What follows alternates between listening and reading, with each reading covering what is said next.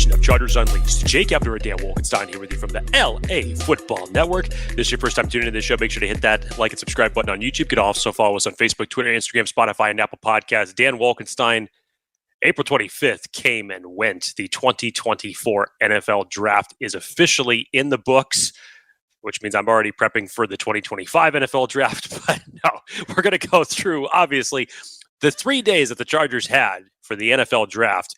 In my opinion, arguably, is probably the best draft that the Chargers have had in the better part of a decade. And Joe Hortiz and Jim Harbaugh showed what they were all about during those 3 days. Lots to break down. I know Dan and Jason got an opportunity to go through this and have their live show on Sunday and talk about their immediate reactions after everything was wrapped up. But Dan, we're going to break down, obviously, every pick from every round, talk about some of the UDFA prospects, talk about some positions that weren't necessarily targeted by the Chargers and what that means in terms of the overall depth chart, where they could ultimately end up targeting those positions later on down the line. But first and foremost, it was a fantastic weekend. Dan Wolkenstein was with me for days 1 and 2, and it was awesome. It was an awesome atmosphere. Loved having Dan there with me during the entirety of this process. It was a fun weekend. God, I love the NFL Draft. Yeah, the Hefner residence was flowing with libations, and we had so much fun. So, friend of friend, man, buddy, thank you so much for letting me crash that whole party. Y'all went nuts, and love doing it. How many years now? Was it like 15, 16? This was year 15. Next year will be 16 years that we have done this. Can't wait. Cannot wait. But yeah, Chargers, day 1, 2, 3, UDFAs. Lots of things to discuss here. And Jake, you and I haven't got a chance to do a show since it occurred, but the feeling generally after Thursday versus after Sunday, I think for most, I shouldn't say most, for a lot of fans, polar opposite. And it was a stark reminder of why this NFL draft is 7 rounds and not just 1. And another reminder of the effectiveness and the experience and the execution of Chargers' new general manager, Joe Hortiz. Jake, I mean, what can you say? We'll go through the selections, but overall, 50,000-foot view. We'll talk about UDFAs in a second, but what do you make of the road that they took and where they ended up at as a destination? You know, like you said, Thursday was an indifferent type of feeling among Chargers fans in terms after Joe Alt was taken, because you didn't know ultimately what was going to take place over the next 2 days. Now that you have a finished product, you look back in retrospect to say they did exactly what they said they were going to do. They stuck to their board, which of course is different than everybody else's board in terms of how they were prioritizing players. And I thought how they came out of it, you found blue chip talent. You found essentially 3 starters with your first 3 picks. You found value in the later rounds in terms of certain players that were still on the board and where you ended up picking them up. You even picked up late round contributors. If you want to talk about the Brenden Rice, the Kimani, the Vidal, the whatever, I mean, there was some serious talent here and value that the Chargers were able to do on day 3. And when was the last time that we could actually say that about a Chargers draft in general in terms of what you're able to select? And again, we're talking about a team here that did not have their number 1 or their number 2 wide receiver going into this draft. They had so many needs that they needed to fill across the board. And I thought for the most part, in terms of what they targeted, the Chargers chose the best route in terms of choosing Joe Alt with that 5th overall selection. You look at what happened after that. 8 offensive tackles were ultimately taken within the early part of that basically within the first round. And Jake, look at the time that went by between once the last one went in that to when the next one went. It was like 50 something picks went by. Yes. So getting OT1 versus, I know in everybody's mind at that point in time, Marvin Harrison went off the board just 1 pick before. OT1 versus wide receiver 2, whoever you perceived it to be, whether it was Malik Neighbors or Roma Dunze, in the big picture of things for what Jim Harbaugh wants to do for this team, And we who know he what is. that was. They have made no secret about that since Jim Harbaugh and Joe Hortiz have been here. They addressed the trenches.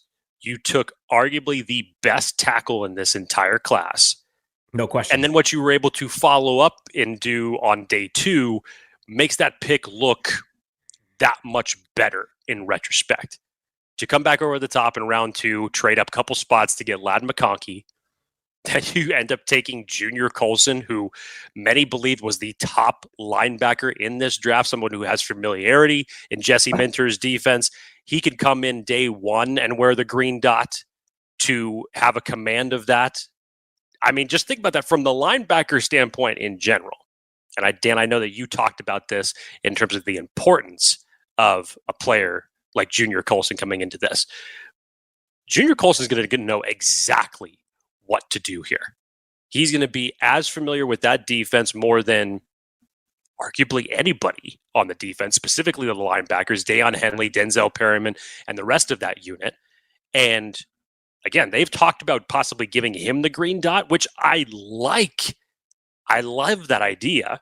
I know we've seen Derwin James get the green dot before. I would rather him have less on his plate in what he needs to do and just move him around like a chess piece and bring him back to what we're used to seeing of Derwin James.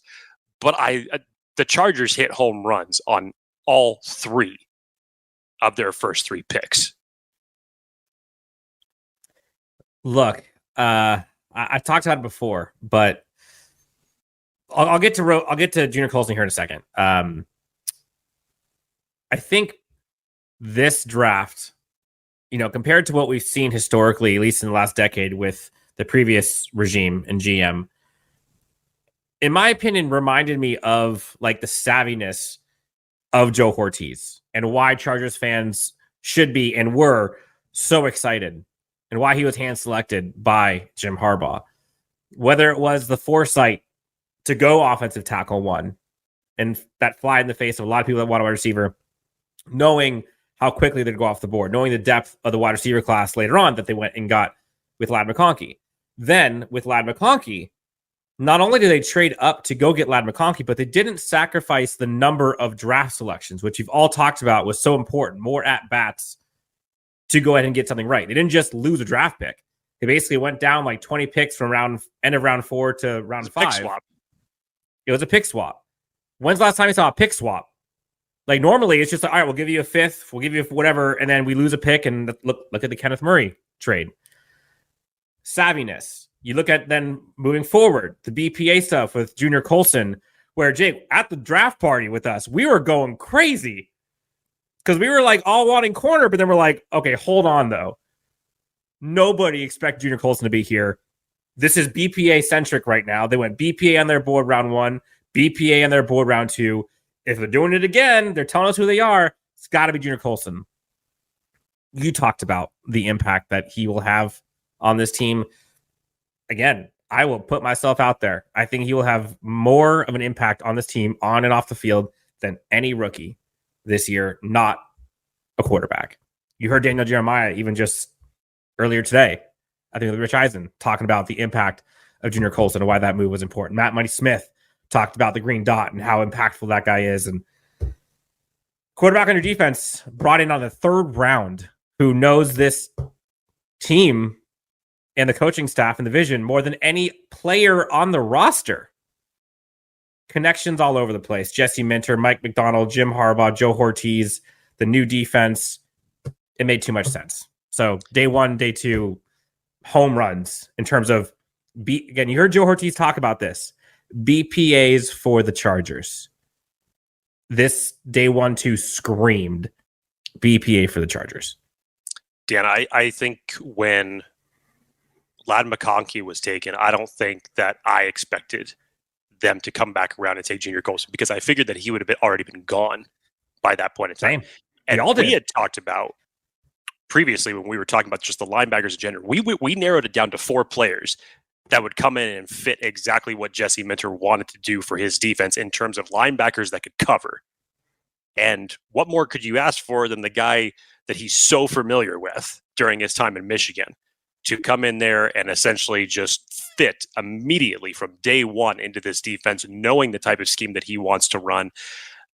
I thought that linebacker could have been a sneaky pick, honestly, at 37, depending on where the Chargers ended up going with some of their picks, because of the fact that you only had so few that you knew that you were going to have to prioritize, given who was already on the roster, who you could see moving forward with this defense for the next couple of years. Junior Colson fits that bill in spades, and for the Chargers getting him where they did in the third round is absolutely phenomenal. And side note, real quick, it warms my heart to not have to hold my breath for a third round pick for the Chargers being selected. The gratification that went through me during that moment was very, very nice. And then fast forward to what you saw with Las Vegas. It was just like poetic. It was so good with their third round pick.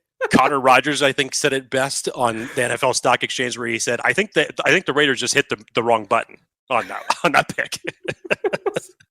Yeah, and you think about, again, and this is kind of a theme for most of their picks, but definitely the first three. No divas. You don't see any super huge personalities. You don't see anyone that's above the team. You don't see anyone that is more than a lunch pail guy who brings an identity, physicality, a tone, a purpose, a conviction, and dedication to the team. And that's something that Jim Harbaugh alludes, Joe Hortiz alludes to. A lot of the big ticket players on this Chargers team exude that. And to see that no one's bigger than the team philosophy that Jim Harbaugh kind of talks about being showcased with the players they select was kind of cool to see. You know, like we all talked about how much we wanted, or some people wanted, the idea of like a Roma Dunze or a Malik Neighbors or a Marvin Harrison Jr. But no one can question now Joe Hortiz's ability and execution on going best player available. I think a lot of people were in their feelings about that day one, but once you continue on and let the process play through, and we'll get to day three here in a second, Chargers fans are not used to seeing a team draft via BPA and with savviness to not reach because of positions of need. That's where, even like me, I'm freaking out they don't go corner in round 4. And like, you know, that's why I'm not a GM. Like, they know this stuff more than we do. And the way that Joe Hortiz read the board and company read the board, scouts knew they were able to go up when they needed to make sure they got their guy. Like, tip of the cap to Joe Hortiz. Then day 3, Jake. I think this is arguably where, and you and I kind of talked about it, after the Junior Colson pick, and then you saw them go Eboigbe. Round 5 and beyond was kind of like the linchpin of the draft. Round 5 specifically was like, all right, let's see them go to work. This is why everybody was excited about Joe Hortiz. Jake?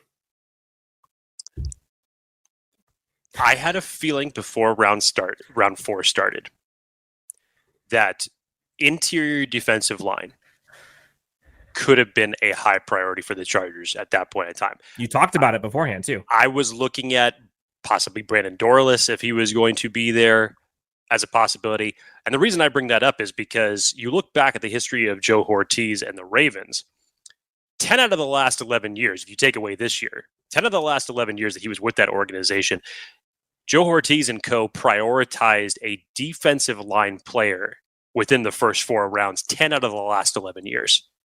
And that's a huge trend. And I wondered and said, the way that this has fallen, obviously the interior defensive line class in general didn't round out the way that everybody was expecting it to this year. So was that going to be another part of the trend that he felt that he could bring over from Baltimore to the Chargers? And sure enough, he did, as the Chargers selected Alabama's Justin Eboigbe with their 4th round selection, interior defensive lineman, which is a position that you definitely needed to reinforce that depth with who you currently have on the roster. So in terms of one of the, again, better defensive lineman that was still on the board at that point in time. I thought that was a savvy move. But like you, Dan, immediately I was thinking to myself, okay, and hell, I had said it. I had said it numerous times that they needed to address corner on day 2. Not only did they not address it on day 2, but they didn't address it in the 4th round. And now you don't have your additional 4th round pick because you did that trade swap with the New England Patriots. And so now you have to wait till the 5th round to address the cornerback. Now, Jay, I want to ask you this real quick on the day 1, too, because when you and I were talking about it after day 1, and then you slept on it, and it's about to start day 2, you had said, I'm going to hold off judgment until day 2 concludes. Correct. And we had talked about, like, man, and you and I both were like, they got to get a corner, man. And day 2 ends without a corner, but they get the receiver and they get Junior Colson. So at that point, what was your judgment of days 1 and 2? Because you had said, I need to wait and hold off until we get through day 2. How was it then? I loved it considering some of the cornerbacks that were still on the board by the time that day 4 started. I mean, trading up a little bit and getting Lad McConkey, who's arguably one of the best route runners in this entire class. You talk about separation. I mean, it gives you Keenan Allen vibes a little bit, the way that he could separate and just totally make guys miss. You can work him inside, outside. He's going to become a favorite of Justin Herbert's immediately. And then the Junior Colson pick, like, how can you be upset with that day 2? I mean, this was the Chargers working the board the way it was and finding both necessity and value in rounds 2 and 3. And like we said at the start of this show, you've gotten 3 day 1 starters immediately with your first 3 picks. And that's what you should be doing, especially for a team that had this many needs that they needed to fill. Now, when day 4 started, and like I just mentioned, day 3. When day 3 started and round 4 comes and goes, and it's not a cornerback addressed, yeah, a little bit I'm thinking like, okay, who's going to be off the board? You need to address this at some point because we have talked about ad nauseum what the depth of the cornerback room for the Chargers looked like prior to round 5. And then the Chargers have 2 5th-round picks now, both within just a few selections of one another. And you take Tarheeb still out of Maryland and one of the corners that we thought was possibly already going to be off the board by this point in time, Dan. One of the bigger body corners in the entire class, Cam Hart. Praying for him. Yes, Cam Hart out of Notre Dame. Again, big-bodied, physical cornerback who I think is going to be a great addition to the secondary unit in terms of what you want to see from your cornerbacks. Both Still and Hart, I feel like, play with that physical prowess that Jesse Minter wants from his DBs, are not afraid to come up and tackle.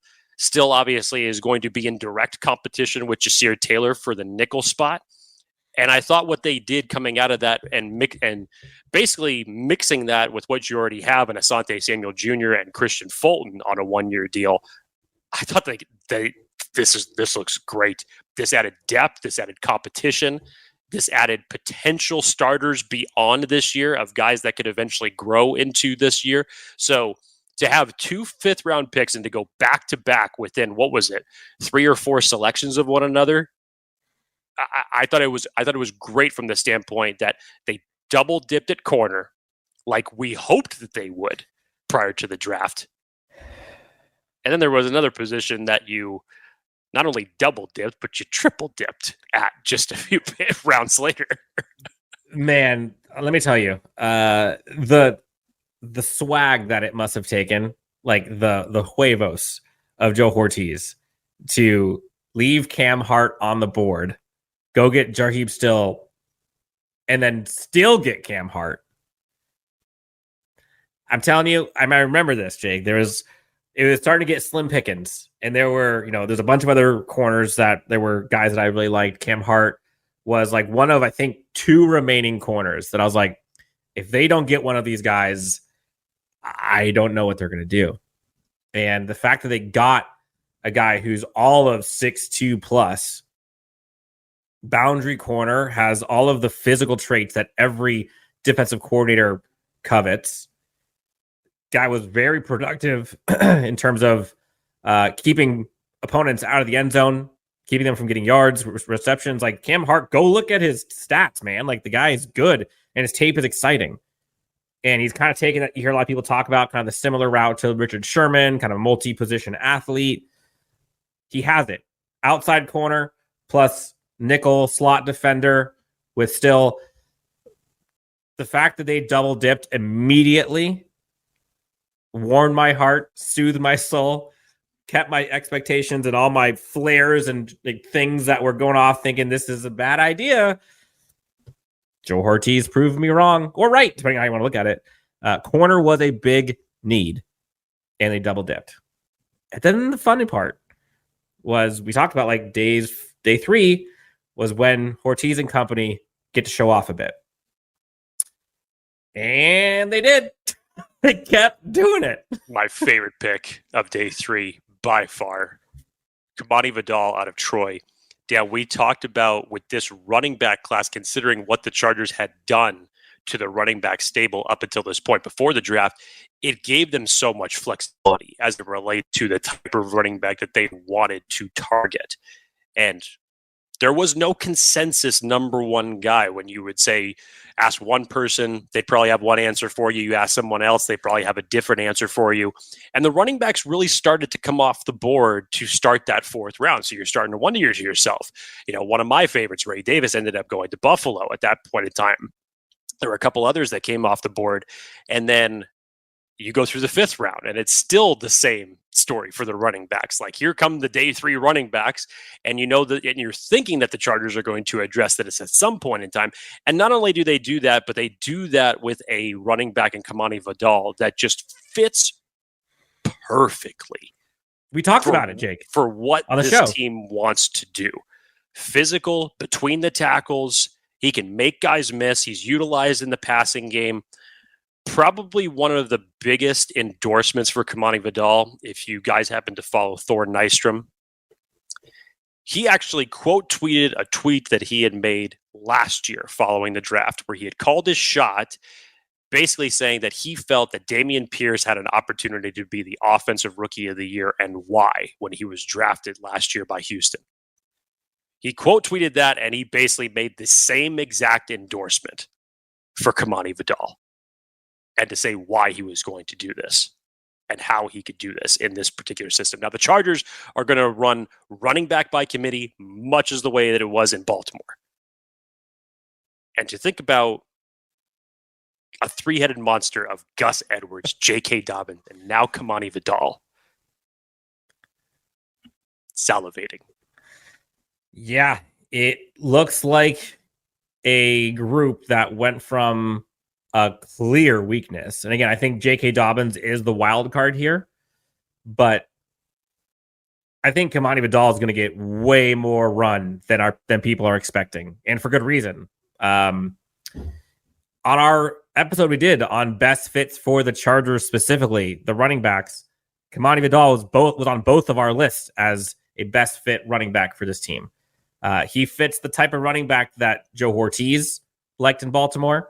He fits the running back type that obviously Greg Roman looks for. He fits the lunch pail type, the trustworthy type of running back that Jim Harbaugh looks for.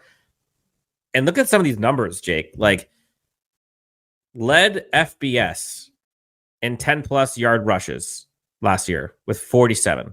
Had almost 1,700 yards rushing, which was second best in FBS. 94 missed tackles forced. Second best in FBS. He had over like 1,000 yards after contact. The guy is kind of like a bowling ball, man. Like I think Joe Hortiz said, like he said he's short but not small. The guy's like 210 plus. Like the guy's a truck, man. And the type of runner he is will go so well with this team. And you mentioned it. Like, that was one of the home run picks. And it's nice to have like home run picks that aren't just round 1 for this Chargers team, because we're used to that, to be honest. That's not new. It's once you get to the later rounds that you're kind of scratching your head like, what? Who? Kimani Vidal was on our list from the jump. and they snatched him. Then comes round 7, Dan. Then comes round 7. So you're thinking, okay, where can the Chargers possibly go? Are they going to address the center position? Are you going to get, some other position that maybe you've neglected for a little bit, the tight end, maybe an extra edge? No. Chargers say, screw that. They look at their board again and see who's still on there that makes good sense to bring in. And how Brenden Rice fell to the 7th round, I still don't get it. There were people that believed that Brenden Rice had a 4th round grade for where he should have been selected. 3rd round grade. I've seen 3rd round grades for him. Some people had higher. I thought the consensus that I was seeing out there was that most people had a 4th round grade on Brenden Rice. But either or, I don't know what caused him to fall as far as he did to the 7th round. And personally, I don't care. Good point. Because if you've read about this, it obviously was a bittersweet moment for when he got the call, for when he was being drafted, for where he was and what he was doing at that point in time, to then get a call to say that he's getting drafted by the Chargers. And then you've seen everything from him. Instagram, I believe it was even the week before the draft, he was on Up and Adam's show where he was asked about, the possibility, because he had met with the Chargers previously. He was asked about the possibility of playing with Jim Harbaugh and the Chargers and how much he would love doing it. Dan, this is such a sneaky good move, in my opinion, for the Chargers to do this, to work the board the way they did. And now you bring in a guy who has that type of NFL pedigree and a chip on his shoulder, nonetheless. This is a sneaky good move for the Chargers to select Brenden Rice in the 7th round. Yeah, and I will let you have the final pick, obviously, because I know how stoked you were on that one. Yeah, I think the Chargers were so clean on why they chose these 2 players in the 7th round, and it was pretty clear. Brenden Rice obviously has the NFL pedigree, and I agree with you. I don't know how. Again, is he Roma Dunze? No, let's be honest here. But is he a 7th round receiver? I know 7th round receivers. Like 7th round receivers, you're taking a flyer, you're hoping something plays out. Maybe they'll make special teams. That's not who this guy is. Like, he had pretty good production in a year in which the defense was garbage, offensive line was garbage, and played with Caleb Williams. I think he has a much better route tree than people give him credit for. I've heard a lot of people say the Chargers found like their Isaiah Pacheco in terms of guys who just run violently. Robert Griffin said that. Yes. And like, you see it. You could totally see it. A lot of people have him. Was it him or Cornelius Johnson? I think it was him. They have him pegged as like the next, Puka Nacua. Some people had put graphics out there just due to the measurables and the numbers and what have you. But still, it's just like, yeah, that's a lot of optimism to start. Right. That's a lot of optimism to start. But I think when you see everything that was put out there for him, to then look where the Chargers ended up getting him. Yep. That's a steal. It's a steal. Like, I remember, like, for example, like, no disrespect to KJ Hill, but I remember thinking, like, wow, like, KJ Hill, that was a steal in the 7th round. Different type of steal here. KJ Hill, maybe like, fringe 5th, 6th, but he was undersized. There's a lot of reasons why he fell. Different type of player. Different type of player here. Very different type of player here. And then, yes, probably the one that had Jake and I most on nerves was we had the over-under on 1.5 Michigan players selected by the staff prior to UDFAs. Round 1, no. Round 2, no. Round 3, bingo. Okay, 1, cool. Round 4, 5, 6, go. You're like, oh no. Round 7 starts. Oh no. Round 7, bang. And honestly, probably one that was almost the most obvious that you and I had talked about. And we had talked with Trevor McHugh, who knows Michigan players and Michigan system inside and out, raved about him. And a lot of people saw this as a sleeper. He is just a Jim Harbaugh guy. He blocks his tail off. Contested catch machine. No block, no rock. You talked about it. Chargers now have a player on offense and on defense to bring in, help each side of the ball understand kind of the culture, what they look for. I think he's going to be great on special teams. He has already, him and Brenden Rice already have kind of the connection with the Chargers. Cornelius Johnson, I think, was on Up and Adams talking about all the things. You've seen all the pictures, I believe, of him wearing Chargers uniforms and talking Legadou Nane and Darren Sproles back in the day. Been a Chargers fan for a long time. Will be a fan favorite very quickly. This wide receiver room now went from like very thin to now very thick. And while that is true, and we'll get to this in a second here, there's still a possibility for them to add to that room, whether it's through UDFAs or through free agency. But a quick quote here from the staff in the Hortiz and Chad Alexander press conference. Chad Alexander on both of these, on the skill sets of Rice and Johnston. We like both of these guys. We love them as players. They both have NFL bodies. They look like NFL receivers. Extremely productive guys that are tough, have the right mindset. Brenden has a lot of explosive plays down the field, long touchdown production. He has a lot of things that you really, really, really like. He blocks and does a really good job. Then Cornelius, same thing. Really productive, tough-minded individual. Might be the best blocking receiver in the draft, or certainly one of them. He gets after it. It's great to bring in those two guys in and have them compete with the rest of the group. Again, targeted missile strikes. Once again on display with these two 7th-round picks. And they're 7th-round picks. And it hit these guys. It's pretty good. It's pretty good.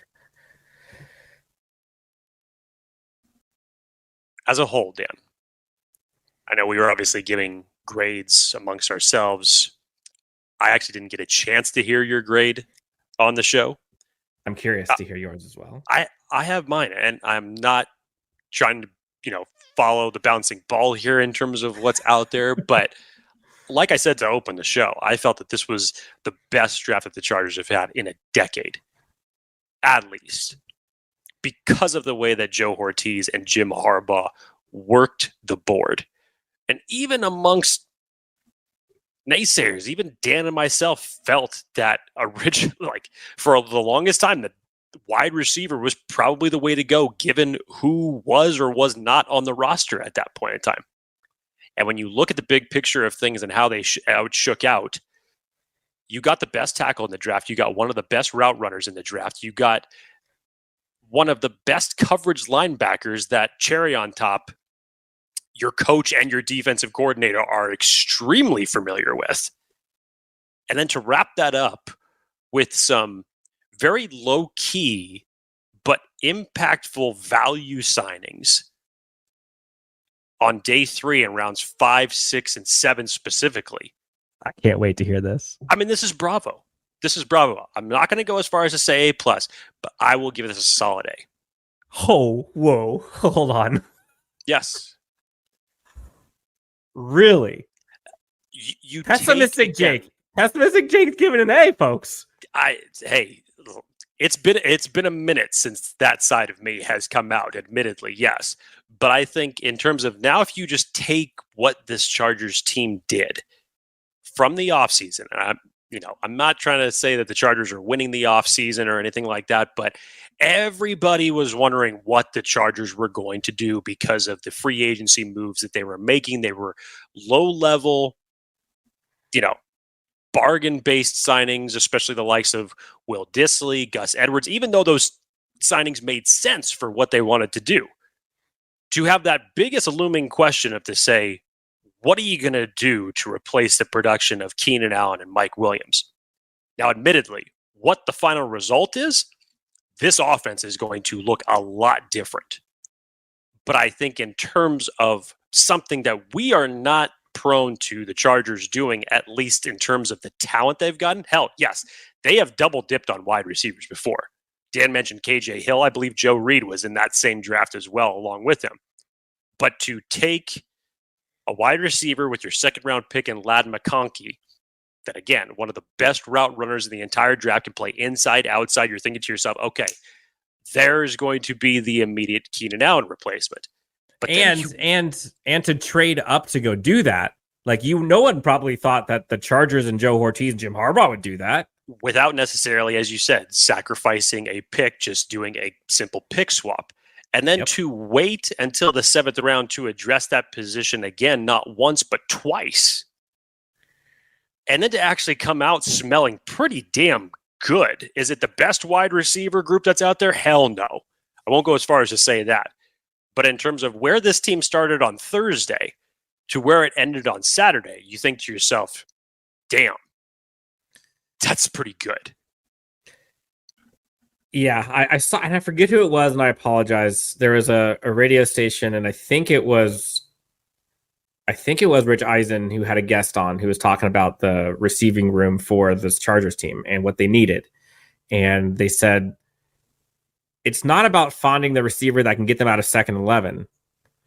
It's about finding the receiver that can help them at 2nd and 5 because of how how Jim Harbaugh's offense is designed to run. And that's what they did. And you got to tip your cap. Another quote, Jake, I thought was interesting from Joe Hortiz and Chad Alexander's presser that made me just, I think it was a proud moment when they were asked, Joe Hortiz was asked about the importance of day 3 and building the team. And Hortiz said, I'm just going to read this quote to you off the rip. I think it's very important when you can find players that, one, can create impact for you, that can create depth for you, that can become a starter. You can find all different types of players in day 3. You know that going into it. There are certainly different values that they bring. That's where the scouts and the coaches really do their work. Everyone has their mock drafts on the 1st and 2nd rounds, the 3rd rounds. Honestly, you get probably 36, 37 players on day 1, and you'll get 32 of them right. Pretty much everyone knows who's going because there's so much information out there. Day 3 is the day where the information is not so readily available. That's where you trust your scouts. Our guys did a great job knowing the players and really identifying the ones that could help us. We talked about this later part of the draft being where the money's made. And Hortiz kind of talked about, like, that's why he was brought in. Like, he did his job. His job was to do this. And all of the people that he learned from Ozzie and from Eric DaCosta in Baltimore, like, all of that kind of went into this. And he gave praise to Chad Alexander, the entire team, and all the scouts and his family and everybody. But it was just it's nice to see a GM that was, like, in their bag, calm, cool, collected, was able to navigate everything so seamlessly and understanding the importance and understanding the assignment.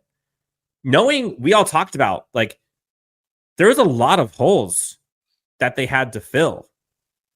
And you can't miss many with this type of offseason that they had. And again, time will tell. It's all projections. But round of applause to Joe Hortiz. You gave an A, which I'm still shook by the way. Higher than me, I gave an A-, which is still great, by the way. I'm just shocked that you gave an A. I love it. Like, I feel like this is like the day I go get a lottery ticket. I got to go outside because the sun's shining. Like that LeBron meme of him just out there in the pool. That's what I feel like with you in the A. And I do that because, you look at guys like Cam Hart, and you look at guys like Kimani Vidal, and then you look at guys like Brenden Rice. Hell, and even add in Cornelius Washington to that. It's the fit, Dan. It's also the opportunity. Cornelius Johnson. Oh, excuse me. Sorry. Cornelius Johnson. It's the fit overall, Dan. And offensively, in terms of, again, we were talking about after day 1, you look at this wide receiver depth chart and the way that it looks today as opposed to what it looked like Friday morning, it's a lot different. There's actually some decent competition here. This could be one of those opportunities where the Chargers could end up keeping 6 wide receivers on their active roster. As it stands right now, it's Joshua Palmer, Ladd McConkey, Quentin Johnson, Darius Davis, Brenden Rice, Cornelius Johnson, Semi Fehoko. Those are your top 7. Who's going to win out the competition of that? I don't know, but I'll tell you this, it's going to be damn competitive for the second half of that group that's going to round itself out. And Cornelius Johnson, specifically as it relates to a fit for what the Chargers are going to run, I'm really excited to see him compete. Kimani Vidal, from a running back by committee standpoint that the Chargers are going to run. It does not matter if Gus Edwards or J.K. Dobbins is in front of him. Kimani Vidal is going to get some playing time and significant playing time, and could even get really significant playing time as the season goes on. And that was one of the reasons that I say an A grade, Dan, because when you really look at the big picture of things, to think about not only the 3 home run picks, immediate starters that you ended up getting out of days 1 and 2, but then you look at day 3 and the number of contributors that you may end up getting out of that. I have never, ever, not once, even before you and I are doing this show, I have never looked at a Chargers draft afterwards and been that confident to say that. And of course, this is a work in with not only the players, but the coach fit and the new GM who knows how to work the board properly. I thought for year 1 of this Chargers draft, and I'm not trying to be overly optimistic or, that is not Jake's MO here. So this is not like Jake just following. But I thought after where we were after Thursday and what the final result was, extremely impressive from Jim Harbaugh and Joe Hortiz here. Yeah, and we'll talk about the UDFAs here in a second. And I want to kind of give one more quote from Joe Hortiz here, Jake, that I think points to, you mentioned kind of where the roster is now. And I have kind of my chart on where I see this Chargers team. I have a bunch of colors here for those who are listening audio, but basically I have by position group, starters, areas where they added draft capital to, where they could possibly see replacements.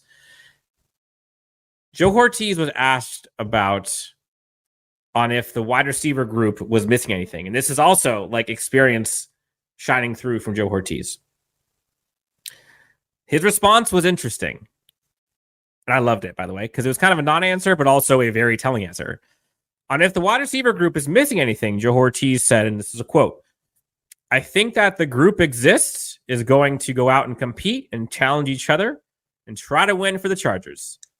If we feel like we can add a player to any group on this team that helps us do those things, we're going to add them.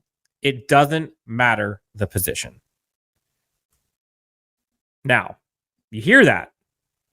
If we can get someone in here that can help us do those things, compete, challenge each other, and try to win for the Chargers, we're going to add them. It doesn't matter the position.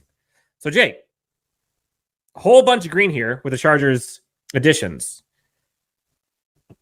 What areas or what position groups do you see they possibly being able to go out and add to, whether that's UDFAs or free agency? Which ones would you peg as the ones who could most use reinforcements, whether at the bottom of the depth or top of the depth?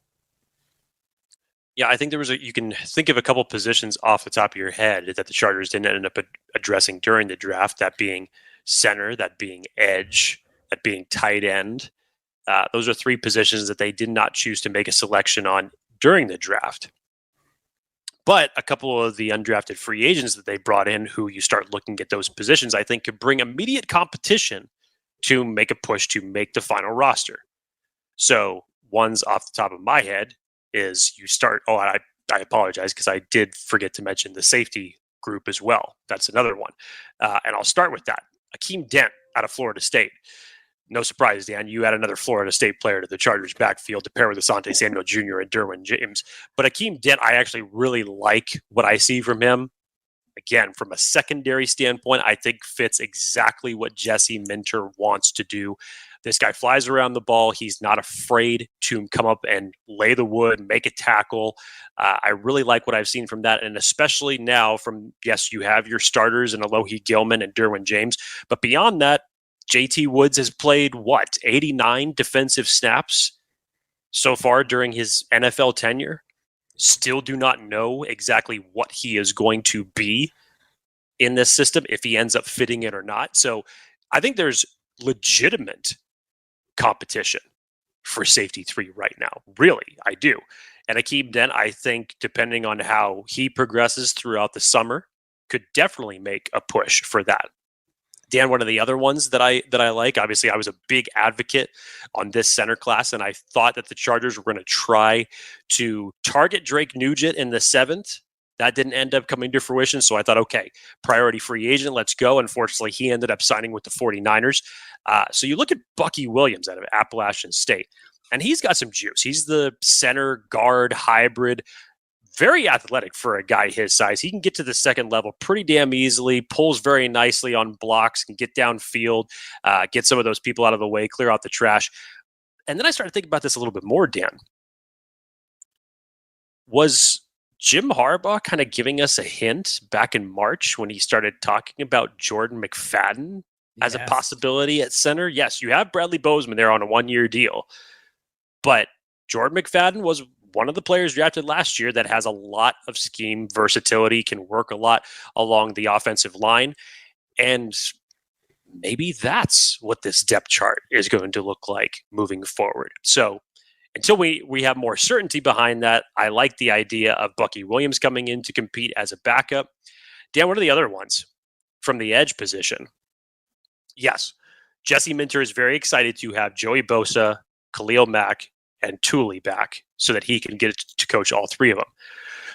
And as it stands right now, you pencil in Chris Harris as your edge 4. Beyond that, I don't really see anybody on this roster that's going to compete with anybody, with the exception of Tremon Morris Brash out of Central Florida. I think when you put on his tape and real quick, sorry, Chris Harris is edge 4, or do you mean Chris Rumpf? I'm sorry. I don't know why I said Chris Rumpf. Sorry. I should have remembered that because you coined the phrase diamond in the rump. I apologize for that. So thank you for correcting me there. So yes, I see actually Chris Rumpf's position in question as it currently stands right now for edge 4. And when you put on the tape of Tremon Morris Brash, I see a bigger bodied guy who sets the edge really well in the run game, has the athletic skill to get after the quarterback. I liked the limited amount of film that I got to watch over him over the last day and a half. And I think if you're looking for someone who could push for a little bit of extra juice in that edge group, I really like what I've seen from him. And the last one, Dan, interior defensive line. Now, obviously, you go out and you made that selection in the 4th round for Justin Eboigbe. And you know what you did with Poona Ford and bringing him in free agency. You still have Morgan Fox there. Scott Matlock still there. But I feel like you need to still be working to get a little bit bigger, a little bit more competition behind that. And Michael Mason out of Coastal Carolina, 6'3", 280, he's got some juice. He can get after the quarterback. I really like what I saw from him. You know what's interesting?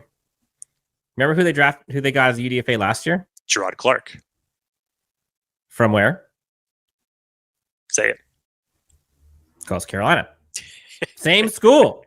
These kids play together. Like, what are the odds of that? And who knows with Gerard Clark? We don't know, but that guy is a mountain. So I'll tell you this: practice squad's going to be crazy. Yeah, and so is going to be the depth chart competition for interior defensive line. Yeah, I think you could look at these 4 positions right here, and you could even throw in, obviously, tight end from what you expect to come off the roster next year, Dan. Edge and tight end are probably going to be some of your top positions that you're going to go after. So the good thing for the Chargers is the edge class is pretty nice if it ends up rounding into form in 2025. So your James Pierces from Tennessee's, your Nick Scorton from Texas A&M, your Abdul Carters out of Penn State. Ohio State's got a pair of edge rushers over there, and Jack Sawyer and JT Tuimoloau. And actually one of my personal favorites that I've watched thus far, Dan, Ashton Galoit out of Louisville, very versatile defender. And then, Dan, wouldn't this be appropriate after everything that we have said after Brock Bowers and how much I lauded after him? And, you know, actually, side note before I even say this, I should really shut my mouth next year when it comes to saying my guys, because Brock Bowers, Jonah Ellis, Kamal Hayden, And I'm sure there was one more in there, but they all went to divisional rivals. So I'm not sure if I'm going to do a My Guys segment next year because I don't want to jinx it. But after all of that talk about Brock Bowers, Dan, and I thought that this was very appropriate that Matt Miller said this on day 2 of the draft right before they started, because they were bringing all the Michigan players up on stage with the Natty Trophy to start off everything. Colston Loveland out of Michigan. Is he going to be tight end 1? And would that not be appropriate for Jim Harbaugh to just be like, yeah, just wait. Just be patient with me for one season, and we're going to take care of that tight end issue. I could see it. Totally. So looking at, I guess, in totality, talked about the UDFAs, talked about the draft class, the current roster, where I could possibly see this Chargers team adding in free agency. Because again, they are top 5 salary cap with money left to spend in the NFL. You talked about edge depth. We know no one's going to be replacing Mac or Bosa, but possibly someone in depth, whether that's UDFAs or free agency. Definitely safety. You mentioned Akeem Dent, like that's a possibility there, or free agent. We'll see. Center, talk about McFadden. Maybe it's UDFA. Maybe they go out and find the veteran as a depth piece there, possibly. The two positions that I think are still the most likely, I should say 3 positions that are most likely to bring in free agent help from like veterans: corner, interior defensive line, and receiver. Those are the 3. Receiver, probably the least of those 3, but still I could see it. If they bring in like a Odell Beckham Jr. or someone who could be kind of more like a playmaker outside, maybe they go the Tyler Boyd route. Maybe they go, someone proven. I can see it. Do they need to? No. We talk about, is this a top 5 receiving room in the NFL? No, but it doesn't need to be. Like, that's the point. Like, that's not what they need. Find me a top 5 receiving unit on Baltimore, San Francisco, Stanford, Michigan, USD. Like, doesn't exist. Into your defensive line, could totally see it. Poona Ford, Eboigbe, like those are probably your 2 starters right now. Maybe Tito, Morgan Fox rotation.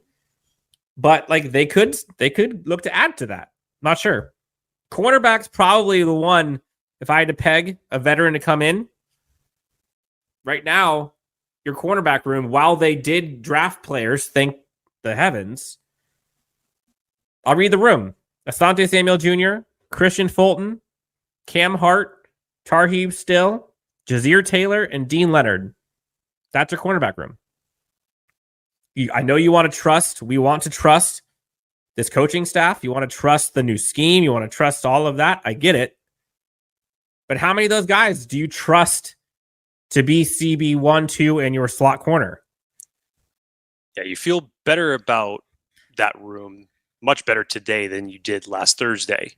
But overall, hell, again, Joe Hortiz even says, we will never stop looking for cornerbacks. So that room, I don't think you ever stop looking for ways to improve it.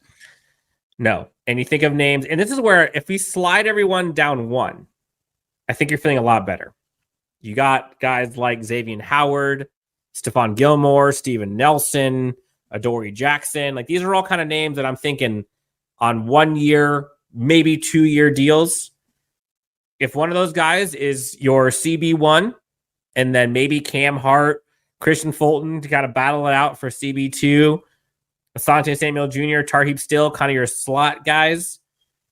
Jazir Taylor, Dean Leonard, both excellent special teams depth players. I think you're feeling pretty good about that. Like that's a lot less risky.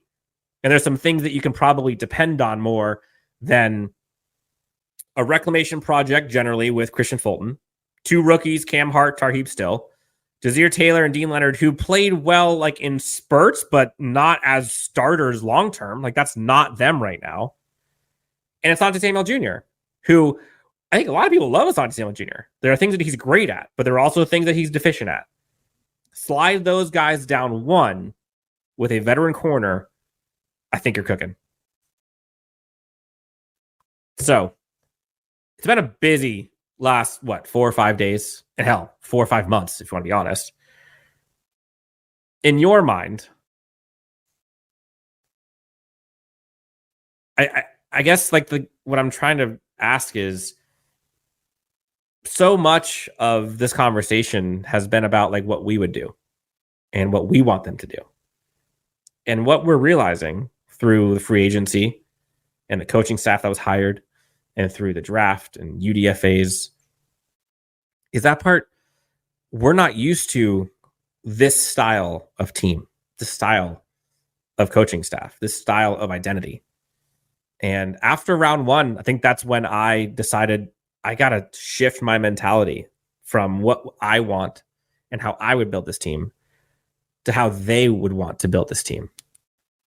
And Chargers fans haven't seen this style of team building since, you can say, the 14-2 Marty times, but even that I think is different. Snap the line from when Jim Harbaugh was hired to now. Could you foresee the offseason going, I don't want to say any better, but any more effectively than it has?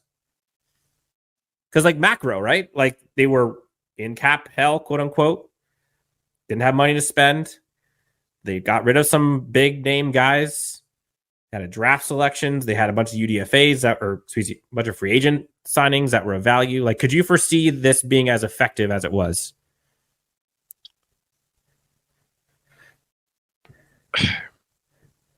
Talking about the entirety of the process and talking about like, you roll up free agency into that as well.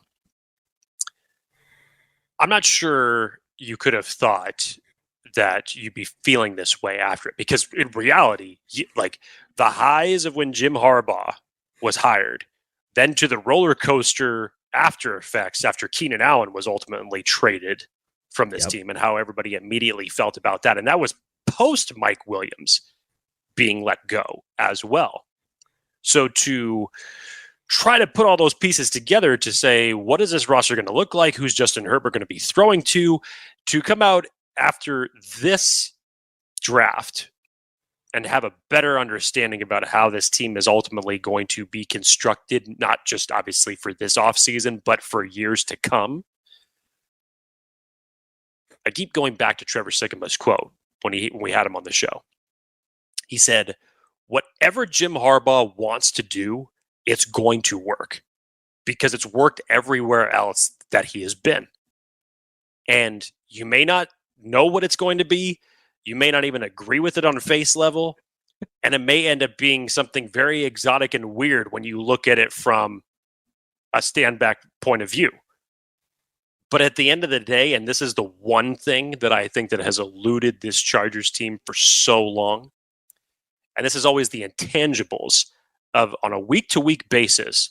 What did we always say, Dan, was that Achilles heel or that extra X factor that takes the team beyond what you see on paper?